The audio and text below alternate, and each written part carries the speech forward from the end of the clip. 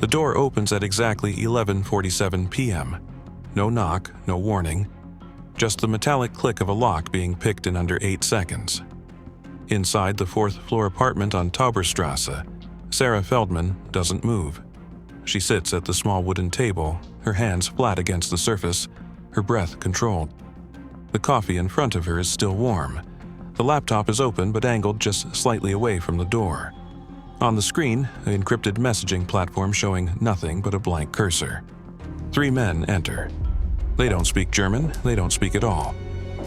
The lead operative moves to her left. The second secures the door.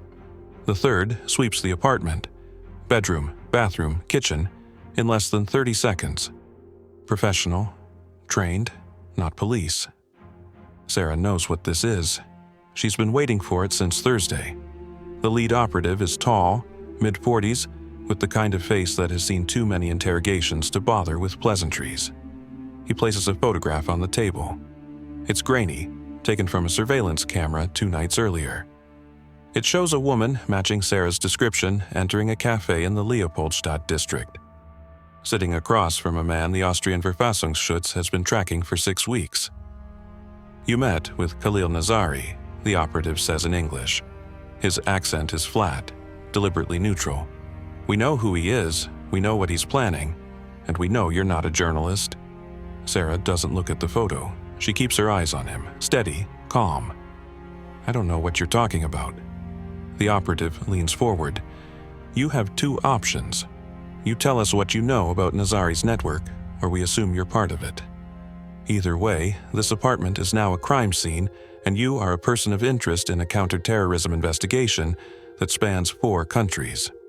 Outside, a tram rattles past on Taberstrasse. The sound fills the silence for exactly 3 seconds. Sarah lifts her coffee cup, takes a sip, sets it down. "I'm an Israeli intelligence officer," she says quietly, "and if you arrest me tonight, 12 people across Europe will die on Christmas Eve." The operative doesn't blink, but his hand, resting near his sidearm, hesitates. How did an Israeli agent end up trapped in this moment, betting her life on one impossible trick? And what kind of operation forces Mossad to work in the shadows of allied nations, racing against a ticking clock that no one else even knows exists? 6 weeks earlier, in a windowless office beneath the Mossad headquarters in Tel Aviv, an analyst named Danny Roth was running a routine correlation scan on intercepted communications from European cell networks. The algorithm flagged a pattern: 17 separate conversations scattered across Vienna, Brussels, and Paris, all referencing a phrase that didn't belong in ordinary discourse. "The lights will go out before the morning." It meant nothing on its own, but cross-referenced with signals intelligence from a Turkish source, travel records from a Tunisian national entering Austria in late October, and a surveillance photograph taken by French DGSI outside a mosque in the 18th arrondissement, it became something else entirely. A coordinated attack, multiple targets, Christmas Eve. The problem was evidence. Mossad had fragments, intercepts, suspicions, behavioral markers, but nothing concrete, nothing that would convince European intelligence agencies to act, and more critically, nothing that pointed to a specific date, target, or method. European counterterrorism units were already stretched. The threat landscape after years of ISIS-inspired lone wolf attacks had created a paradox. Agencies were flooded with low-level warnings but lacked the resources to investigate every lead. A vague Israeli warning based on signals intelligence would be logged, assessed, and likely deprioritized. So Mossad made a decision. They would run their own operation. No liaison, no coordination, no official request for support. Operational designation, as silent bells. The objective was simple in theory, nearly impossible in execution. Identify the network, confirm the targets, and neutralize the threat before European authorities even knew it existed. If they succeeded, no one would ever hear about it. If they failed, the fallout would be catastrophic. Not just the attacks themselves, but the political explosion of Israel operating covertly on European soil without permission. The team was small. 6 operatives. 2 embedded in Vienna, 1 in Brussels, 1 in Paris, 2 in Tel Aviv running logistics and intelligence analysis in real time. The timeline was brutal: 4 weeks to infiltrate a cell they had no direct access to, understand a plot they couldn't yet define, and stop it without leaving fingerprints. And that is how Sarah Feldman, a Mossad case officer with a background in covert elicitation and a cover as a freelance journalist writing about refugee integration in Europe, found herself sitting in a cafe in Vienna's Leopoldstadt district on a cold November afternoon, across from a man named Khalil Nazari. Khalil Nazari was not the mastermind, he was the connector. A 32-year-old Lebanese national with legal residency in Austria, a clean record, and a small logistics company that transported goods across the Schengen zone. On paper, he was invisible. In reality, he was a facilitator, someone who moved money, messages, and materials without ever touching the violence himself. Mossad had identified him through financial intelligence. A series of wire transfers from a shell company in Cyprus to a freight account in Vienna had been flagged by the Israeli Unit 8200, the Signals Intelligence Division. The amounts were small enough to avoid automatic reporting thresholds, but the timing matched the intercepted communications. Sarah's mission was to get close, not recruit him, not confront him, just close enough to understand his network, identify his contacts, and trace the logistics chain backward to whoever was planning the operation. The approach was textbook. She posed as a journalist working on a long-form feature about immigrant-owned small businesses navigating European bureaucracy. She reached out through a professional networking platform, framed the story as sympathetic and human interest-focused, and suggested an informal interview over coffee. Nazari agreed. He was cautious, but not suspicious. The cover worked because it was mundane. Journalists were everywhere in Vienna. Refugee stories were common, and Sarah's social media footprint, carefully constructed over 6 months, showed a freelancer with bylines in mid-tier publications, a social justice angle, and no obvious ties to intelligence work. The first meeting lasted 40 minutes. Sarah asked about his business, his challenges, his family. She listened more than she talked. She left without pushing. She planted the idea that she might follow up for a deeper profile. The second meeting, 3 days later, was longer. This time, Nazari relaxed. He complained about border delays, customs bureaucracy, the difficulty of competing with larger freight companies. Sarah asked about his routes. Where did he ship most often? What kind of goods? Were there seasonal patterns? It was during this conversation that Nazari mentioned a recent uptick in last-minute shipments scheduled for late December. He didn't say what the goods were. He didn't name the clients, but he mentioned Brussels and Paris as destinations, and he mentioned that the timeline was tight. Deliveries had to be completed before Christmas Day. Sarah filed the report that night through an encrypted burst transmission to Tel Aviv. The analysis came back within 6 hours. Nazari was moving materials for the operation. Not weapons, those would be sourced locally to avoid border risk, but components. Timers, perhaps. Detonators. Communication equipment. The next step was surveillance. Mossad's Vienna team, operating under non-official cover, began tracking Nazari's movements. They identified 3 recurring contacts. A Tunisian man named Farid Bouaza, who entered Austria on a student visa and had no visible means of support. A Belgian national named Youssef Amrani, who had traveled to Syria in 2014 and returned in 2016, and a French-Algerian woman named Leila Karam, whose name appeared in multiple European terror watch lists but had never been arrested. This was the network. Bouaza was the planner. Amrani was the operational leader. Karam was the recruiter. Nazari was the logistics backbone. But knowing the network wasn't enough. Mossad needed to know the targets and the timeline with certainty, and that required Sarah to go deeper. On December 3rd, Sarah sent Nazari a message. She said the story was coming together, but her editor wanted more depth. Could she shadow him for a day? See the business in action? Spend time at the warehouse? It was a significant ask. Too significant under normal circumstances, but Sarah had built enough trust, and Nazari's ego, the desire to be seen, to be understood, worked in her favor. He agreed. The warehouse was on the outskirts of Vienna, in an industrial zone near the Danube. It was larger than expected, more organized. Nazari gave her a tour, showing her loading bays, shipment logs, and the routing software he used to optimize cross-border transport. Sarah took photographs. She asked questions. And while Nazari was distracted by a phone call, she cloned the data from a tablet left on his desk, a 5-second process using a device disguised as a portable battery charger. The data dump was sent to Tel Aviv that evening. The analysis took 2 days. What it revealed was chilling. Nazari's shipment logs included 3 outbound transfers scheduled for December 20th. The destinations: a commercial storage facility in Brussels, a residential address in Paris, and a freight depot in Cologne. The contents were listed as electrical components and industrial equipment. But the weights didn't match. The invoices were falsified, and the timing aligned perfectly with the intercepted phrase, "The lights will go out before the morning." The targets were now clear: 3 simultaneous attacks, Christmas markets, high-density civilian areas, maximum casualties designed to create mass panic during Europe's most visible holiday. But there was a complication. On December 8th, Austrian Verfassungsschutz, the domestic intelligence agency, began their own surveillance of Nazari. They had received a tip, origin unknown, that he was involved in suspicious cross-border activity. They didn't know about the terror plot. They thought he was smuggling contraband or facilitating illegal immigration.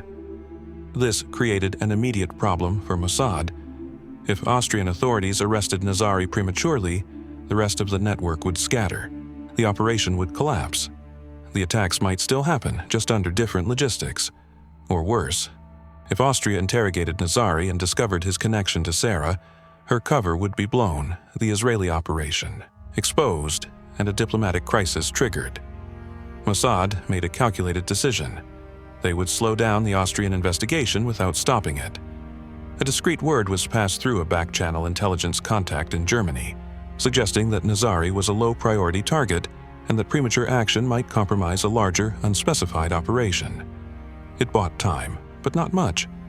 And then, on December 14th, something unexpected happened. Farid Bouazza, the operational planner, disappeared. Bouazza had been under surveillance by Mossad's Vienna team for 10 days. He lived in a rented apartment in Favoriten, worked sporadically at a car wash, and met regularly with Youssef Amrani at a hookah bar near Westbahnhof. His patterns were predictable. Until December 14th, when he didn't return to his apartment. The surveillance team waited. 12 hours, 24, 48, nothing. His phone went dark. His usual contacts made no mention of him. And then, on December 16th, Austrian police found a body in the Vienna woods, male, mid-30s, single gunshot wound to the back of the head. No identification. But the fingerprints matched Bouazza. Mossad hadn't killed him. That much was certain. But someone had. And the most likely scenario was internal. The network had discovered a security breach and eliminated what they believed was a weak link. This triggered immediate panic within Mossad command. If the network had gone defensive, they might accelerate the timeline, or abort entirely. Or worse, assume Bouazza had been compromised by Israeli intelligence and start hunting for other infiltrators. Sarah was now in direct danger. Her contact with Nazari, her access to his warehouse, her questions about shipments, all of it could be reinterpreted as suspicious. If the network connected her to Bouazza's death, even indirectly, she would be the next target. The decision was made. Sarah would go dark. No further contact with Nazari. No movement outside her apartment unless operationally critical. The rest of the mission would shift to direct action. On December 18th, a Mossad technical team, operating under diplomatic cover through the Israeli embassy in Berlin, traveled to Brussels. Their objective: locate and neutralize the shipment Nazari had sent to the commercial storage facility. They couldn't involve Belgian authorities. They couldn't leave evidence of a break-in. And they couldn't risk triggering an alarm that might alert the network. The operation took 6 hours. The team bypassed the facility's security using forged maintenance credentials, accessed the unit listed in Nazari's logs, and found exactly what intelligence had predicted: 12 pressure cooker casings, electronic timing devices, and 20 kilograms of TATP precursor materials stored in industrial chemical containers. They didn't remove the materials. Instead, they contaminated them. A targeted chemical additive rendered the TATP precursors inert, ensuring that any attempt to synthesize explosives would fail without creating an obvious trace. To an outside observer, the materials would appear untouched, but operationally, they were useless. The Paris team executed a similar operation 48 hours later. The Cologne shipment, however, was more complex. The freight depot was under active security, and the timeline was too compressed. Mossad made a different call. They alerted German BFV, the Federal Office for the Protection of the Constitution, through an anonymous intelligence drop, providing just enough detail to trigger a search warrant without revealing the source. German authorities raided the depot on December 22nd. They found the materials. They arrested 2 suspects linked to the shipment. And while the German media reported it as a domestic counterterrorism success, the reality was more complicated. The network had been disrupted, but not dismantled. Youssef Amrani and Layla Karam were still operational, and they knew something had gone wrong. On December 20th, Amrani traveled from Brussels to Vienna. That same night, Austrian Verfassungsschutz increased their surveillance on Nazari, and that is when they discovered Sarah. Not by design, by accident. One of the Austrian surveillance teams photographed Nazari entering a cafe. In the background of the photo, sitting 3 tables away, was Sarah Feldman. She wasn't meeting him, she was simply there, conducting her own monitoring. But to the Austrians, it looked like a connection. And that is how, at 11:47 p.m. on December 21st, 3 Austrian intelligence operatives entered her apartment on Tauberstrasse, assuming they had caught an accomplice in a terror network. What they didn't know was that they had just interrupted the only person who understood how close Europe had come to catastrophe. Sarah's exposure to Austrian authorities could have ended the operation entirely, but Mossad had prepared for this contingency. Within 2 hours of her initial interrogation, a senior Israeli intelligence liaison, operating under official diplomatic immunity, contacted the Austrian Federal Ministry of the Interior. The conversation was brief and direct. Sarah Feldman was an Israeli intelligence officer working under deep cover on a counterterrorism operation targeting an imminent attack on European soil. The details were classified, but Austria was now part of a multinational effort that had successfully prevented multiple simultaneous bombings. The Austrians were furious, not because the operation had failed, but because it had succeeded without their knowledge or consent. For 72 hours, the diplomatic fallout played out in encrypted cables and closed-door meetings. Mossad presented evidence, intercepted communications, Nazari's logistics records, the Brussels and Paris seizures, and the German raid in Cologne. The case was undeniable. Austria quietly arrested Khalil Nazari on December 23rd. He was charged with material support for terrorism and remanded without bail. Youssef Amrani was arrested in Brussels on Christmas Eve during a joint operation between Belgian state security and Mossad operatives who had been shadowing him since the Cologne raid. Layla Karam, however, disappeared. French intelligence believes she fled to North Africa, though her current whereabouts remain unknown. No Christmas markets were attacked, no casualties occurred. The operation, from a tactical standpoint, was a complete success. Mossad had identified a transnational terror plot, infiltrated the logistics network, and neutralized the threat without a single shot fired in public. But the cost was steep. The political relationship between Israel and Austria remained strained for months. Belgium lodged a formal protest over unauthorized intelligence operations on its territory. And within Mossad itself, the operation became a case study in the dangers of unilateral action. The near compromise of Sarah Feldman, the reliance on technical sabotage rather than arrests, and the ethical ambiguity of operating in allied nations without consent. There are broader questions here that go beyond operational success. Mossad acted because they believed European authorities would not, or could not, respond quickly enough to a fragmented intelligence picture. They were probably right, but does that justify covert action on the sovereign territory of allied democracies? If the operation had been exposed before the threat was neutralized, the diplomatic fallout could have damaged intelligence-sharing relationships for years. And then there is the question of Farid Bouazza. His murder remains unsolved. Mossad believes he was killed by his own network, likely on orders from Amrani, who suspected internal betrayal after logistical failures began to accumulate. But there is no proof, and without proof, the possibility remains that someone else intervened, a rival faction, a double agent, or even another intelligence service running a parallel operation. What this operation reveals more than anything is the invisible architecture of modern counterterrorism. The public never sees the near misses. They never hear about the plots that collapse not because of arrests or raids, but because a single operative in a Vienna apartment spent 6 weeks building trust with a logistics coordinator. They never know that their safety sometimes depends on decisions made in the shadows, by people whose names will never appear in any official record. If you were the Israeli intelligence chief receiving the initial fragments of this threat, would you have risked the diplomatic consequences of acting alone? Or would you have passed the intelligence to European agencies and hoped they would act in time? And if you were Sarah Feldman, sitting in that apartment on Tauberstrasse, knowing that your exposure could trigger an international incident, would you have stayed in place, or would you have extracted while you still could? These are not hypothetical questions. They are the questions that define covert intelligence work in an era where threats move faster than bureaucracy, and where the line between ally and operational obstacle is thinner than most people realize. The lights did not go out that Christmas, but only because a handful of people decided that preventing catastrophe was worth the risk of operating in the dark.